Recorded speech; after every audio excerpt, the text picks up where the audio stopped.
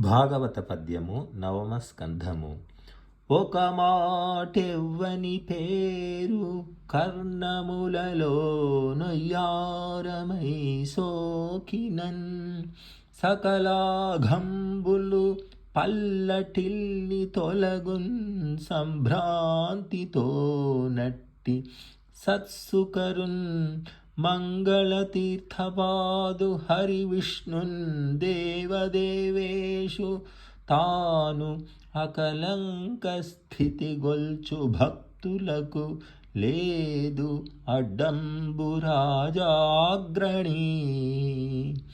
అంతేకాదు, ఓ రాజా, ఒక్కమారు ఎవ్వని పేరు చెవుల సోకగానే సమస్త పాపాలు పటాపంచలైపోతాయో అటువంటి భక్త సులభుడు మంగళకరమైన తీర్థాన్ని పాదాల చెంత కలిగినవాడు అయిన విష్ణువును నిష్కళంక బుద్ధితో సేవించే భక్తులకు అడ్డమే లేదు.